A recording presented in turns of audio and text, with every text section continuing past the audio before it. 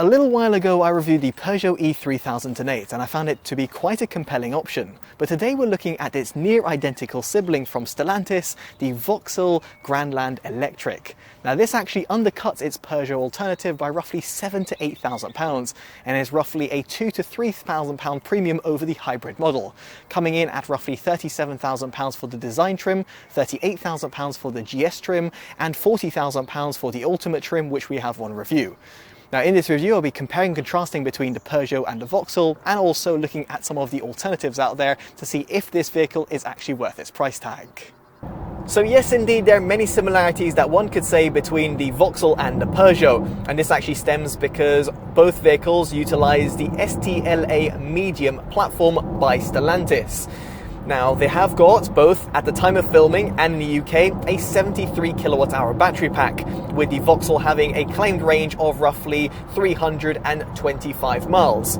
However, it is touted, very much like with the Peugeot, that a larger 97 kilowatt hour battery pack will be coming out, giving it a range claim of 435 miles. That is on the WLTP test cycle.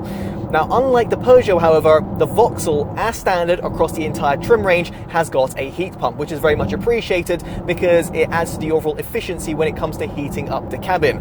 For example, on those colder climate days, it uses heat that's dissipated from the vehicle's electronics, such as the battery pack, and feeds it into the cabin in a safe way.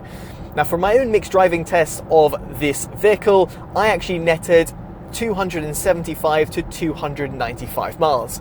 And as it might come as no surprise, this is identical to what I was able to get in the 73 kilowatt hour battery pack model of the Peugeot E3008. And as you'll be able to see from the mileage leaderboard, it actually does fare very well, competing with some of the longest range electric SUVs out there on the market, and given its overall price tag, it actually does do a phenomenal job.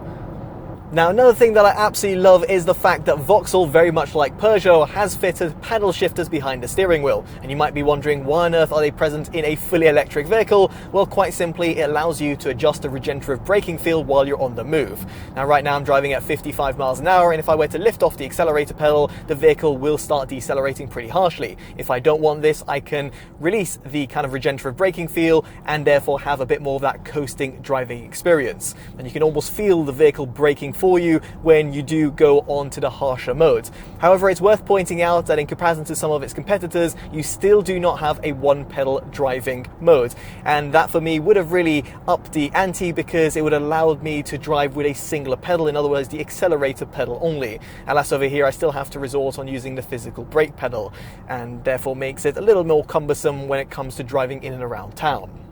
Now, of course, you do also have the ability of plugging it in, and here via its CCS port it'll take up to 160 kilowatts of input, and therefore if you do find an appropriate DC rapid charger like those you'd find on the motorway, you can go from 20 to 80% in just 26 minutes. Now, the vehicle does also come as standard with an 11 kilowatt onboard charger, and as a result, via its Type 2 port, you have got the ability to go from 20 to 80% in just 4.5 hours. If you were to connect up to a regular 7 kilowatt wall box instead, this time goes up to 6 hours and 45 minutes. And as for a 3-pin input, it will take you in excess of 30 hours. Now, while that's all very well and good, what about when it comes to the all-important driving comfort? Well, this was one of my key complaints of the Peugeot E3008, in that it had a slightly stiffened suspension system, which led to a little bit more of an uncomfortable driving experience, at least when you're going around town. Sure enough, it did a little bit better when it came to really putting down the power and going around winding country routes. But you're not too interested about the Peugeot, you've come here for the Vauxhall. And here I am pleased to report that it actually has got a little bit more of a softened setup. This means that when it comes to just simply pottering around town, you don't feel as much of those road anomalies or indeed those speed bumps, which might be something that you're going to be doing quite often when you're just simply going around town or indeed just going to be commuting with the vehicle. This effectively means that the Vauxhall feels a lot more comfortable to drive than its Peugeot sibling, and very much in comparison to some of the alternatives out there on the market, the Vauxhall is actually pretty comfortable to drive. Now, make no mistake, it doesn't exactly have an advanced suspension system, in that it can't compete with the Citroën alternative, which ironically is made by Stellantis, and equally won't compete with the adaptive air suspension systems out there on the market, which of course come in at a much steeper price tag. Now, the caveat to this is that when you're going to be laying down the power, the Vauxhall does suffer from quite a bit of body lean, and therefore also doesn't give you the best sort of driver connection. In other words, you don't have that one-to-one driver's input with the front axle, even in terms of its sport mode preset. But truthfully, do you really care about that? Probably not, but I might be making an assumption. Personally, I think that given the overall target demographic of the Vauxhall, I think the manufacturer has absolutely nailed it. Now, this actually perfectly brings me on to performance, and at the time of filming you've only got a front-wheel drive vehicle with that 73 kilowatt-hour battery pack. Combined, the front-mounted motor dispatches 157 kilowatts of power, or 210 horsepower, and 345 newton meters of torque. I actually had it tested using RaceLogic's Performance Box Touch from 0 to 20 miles an hour in 2.43 seconds, 0 to 30 miles an hour in 3.68 seconds, 0 to 60 miles an hour in 8.42 seconds, which is actually very similar to what I attained in the Peugeot E3008, and a little bit faster than the manufacturer's 0 to 62 mile an hour claim in 9 seconds, and then 50 to 70 miles an hour in 4.24 seconds. I also recorded a peak acceleration of 0.41 G. As for its top speed, it's electronically limited to 106 miles an hour. Now, its overall performance isn't exactly going to set your world alight, specifically if you look at some of the other fully electric SUVs. Nonetheless, I do think it'll suffice for the vast majority of consumers. However, one thing I would like to mention is that the overall braking performance is similar to the Peugeot, in that it's not that impressive. At the front, you have got 365mm disc brakes, and at the rear, 356mm, with a dual pinion system. The combination leads for a little bit of a mushy experience, and therefore means that when it comes to applying brake pressure in an emergency situation, or of course if you're going to be really laying down the power around winding country routes, you don't exactly have that sense of confidence when it comes to coming to a complete standstill. So next up we get onto its interior design, and here I really do love what the manufacturer's achieved. Sure enough, it's not going to compete with more premium alternatives, but it really does tick a lot of boxes. Furthermore, I absolutely love the fact that they have used 100% recycled materials for the fabrics. And also, the production of every single Grandland Electric has got 500 kilograms of recycled material, or indeed renewable materials. So a little nod towards sustainability. But when it comes to a consumer, you'll be also pleased to know that the overall look and feel is certainly there. Furthermore, it's fantastic that you have got physical buttons on the steering wheel. Therefore, it actually makes it very easy to adjust certain settings when you're on the fly. You've also got physical stalks and also a flurry of buttons that can be found by the dashboard. And yes, that also includes multimedia and climate control buttons. This is actually quite nice in this day and age because a lot of manufacturers are doing away with them altogether. So here you can actually quickly adjust the fan speed and the temperature without having to faff around with the infotainment system. On that note, the 10-inch display is slightly angled towards the driver, therefore making it a little bit easier to use and also see. But this also moves over to a 16-inch display in the GS and the Ultimate trims, which is on review. Now, the display itself does also support ChatGPT, therefore allowing you voice commands without actually having to reach for any sort of buttons. And it's also pretty well integrated with the use of course, artificial intelligence. Then you've also got Android Auto and Apple CarPlay, which are supported over a wired and wireless transmission. Very much appreciated in this day and age, although somewhat expected given the fact that you have got a modern electric vehicle.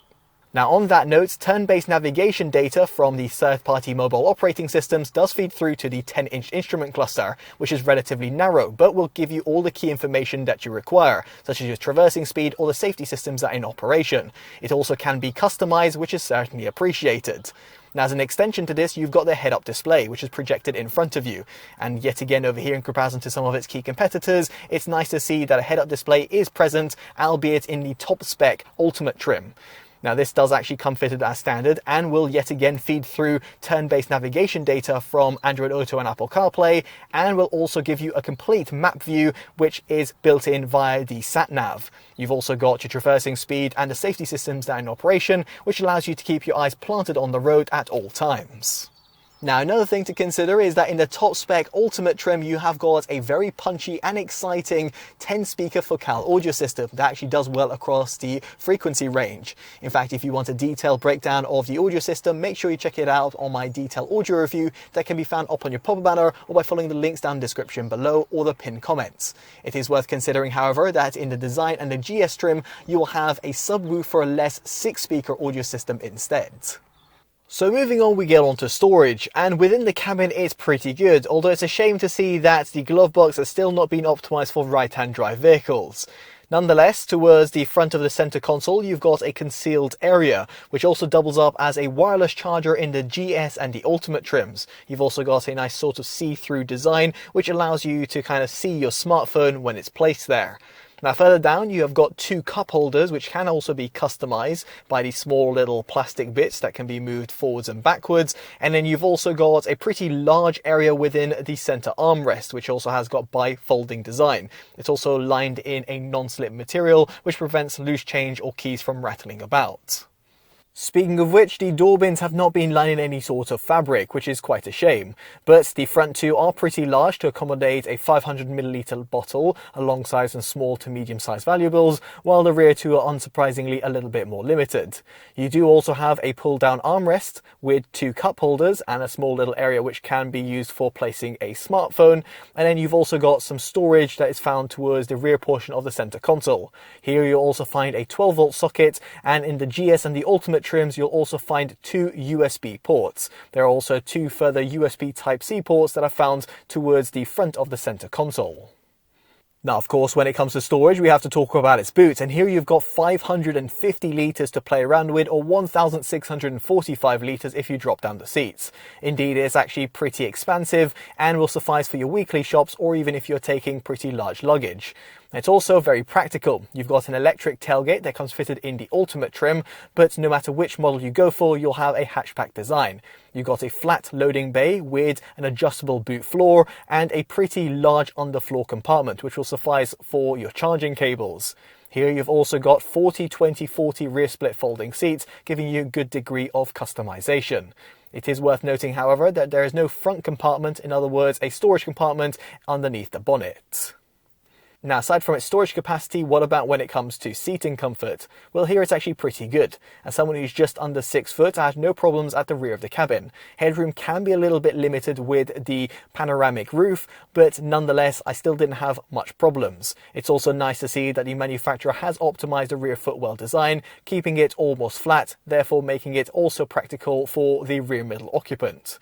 Now, in terms of the seats themselves, they're very accommodating and soft, although it's worth noting over here that I'm reviewing the Ultimate model, which also has got AGR approved seats. It is also present in the GS model, in case you're wondering. Here you'll also find heated front seats and a heated steering wheel, while in the Ultimate model you've also got a heated windscreen and that panoramic roof with a sunroof as well. Now, you can also go for the seating pack, which is only present in the Ultimate trim, for £1,300. This brings you Napa leather seats and Alcantara, electronically operated seats with a memory function, and a ventilation and also massage function for the front seats, while the rear seats also become heated. So definitely worthwhile considering in case you've got that extra money to spend. Next up, we get onto its exterior design, and I'd be curious to know what you make of it down in the comment section below. Subjectively, I really do love what the manufacturer's achieved with the new Grandlander model. Indeed, at the front, you've got a pretty sleek profile, and this is in part thanks to the fact that you have got these headlights that feed really well with the front bumper. And yes, you've also got an illuminated griffin, which is only present in the GS and the Ultimate trims. Then towards the side, you've got 19-inch alloys as standard, although this moves over to 19-inch diamond cut alloys in the GS model, and in the pictured Ultimate trim, you've got even larger 20-inch alloys, therefore giving it a little bit more of a robust stance. Towards the rear, you've also got a very forward-thinking design with an illuminated Vauxhall logo, which has almost got a 3D effect, and an integrated spoiler. In terms of your colour options, it comes as standard in white. If, however, you want black, silver or grey, it'll cost you an additional £600. If, however, you want one of the more premium finishes, such as Spectrum Blue or Impact Copper, it'll set you back £700. I actually really do love the latter, and given the overall price point that Vauxhall's asking for, it's certainly worthwhile considering. Moving on from something that's quite subjective, let's talk about safety. And unfortunately, at the time of filming, it's not been tested by Euro NCAP, but one can imagine that it does do a relatively decent job across the board. Here I can, however, talk about the driver assistance systems. And as standard, you've got adaptive cruise control with stop and go technology, which does actually work a treat by keeping you at a safe distance from the leading vehicle without feeling too jerky either. Intelligent speed adaptation, lane keep assist, automatic emergency brake, driver drowsiness alert, traffic sign recognition, and lane positioning assist. Now in the ultimate trim, you've also got IntelliDrive 2.0 with lane positioning assistance, which goes a step further, rear cross traffic alert, semi-autonomous lane change, and long-range blind spot detection. This is certainly very much appreciated for those longer distance motorway drives because it gives you even better control with also steering support on the motorway. Now, I should point out that due to regulations, these driver assistance systems will become re-enabled every single time you power on the vehicle, which can be quite cumbersome. Thankfully, the manufacturer has thought it through by providing you a physical shortcut button that's found just below the infotainment system, and this will then give you the driver assistance menu. Here you can also then customize some of your favorites, making it very easy to toggle on or off some of those features that you might not want to use. Now elsewhere, I would like to talk about visibility. In terms of the frontal vision, it's actually pretty good, with the A-pillars being actually relatively small. Although the positioning of the rear view mirror, very much like other Stellantis vehicles out there, is a little bit lower for my liking. Now as for the side, it's very easy to physically check over for your shoulder, so therefore checking for your blind spot, and at the rear you've got a nice wide opening with a rear wiper as well. You've also got front and rear parking sensors fitted as standard, although a rear view camera is only present in the GS trim and above, which I do think is a little bit stingy by the manufacturer. If you do want to go a step further, you have got the IntelliVision 360 cameras, which are present in the Ultimate trim. This gives you a full 360 view of the vehicle with high resolution cameras, therefore giving you even peace of mind when it comes to doing more complex maneuvers. On that note, it's actually very easy to do a 3-point turn thanks to its 10.9 meter turning cycle. So with all that in mind, it brings us on to our verdict of the Vauxhall Grandland Electric. And some people might expect longer electric range, better driving comfort, or indeed increased performance, at least in a straight line. But do consider the overall price tag of this vehicle and also the target demographic. In fact, I'll go as far as saying that it is Stellantis' best electric SUV to date, because it not only undercuts the vast majority of alternatives out there on the market, but also its sibling, the Peugeot E3008. And I do think, given the overall price tag and the package that you're getting, this Vauxhall is an absolute no-brainer. As a result of this, it gets our Best Buy award. Now, of course, do consider some of the alternatives, some of which I've mentioned throughout this review, and it'll be down in the description below for your own consideration. Also, do let me know down in the comment section below which vehicle you would pick and how you feel this Vauxhall compares to them. Now, if you have enjoyed this detailed independent review, definitely do consider dropping a like, subscribing and hitting that bell notification, all of which would be greatly appreciated. As such, I've been Chris from TotallyEV, and I'll hopefully see you in the next one. Take care of yourselves, and goodbye.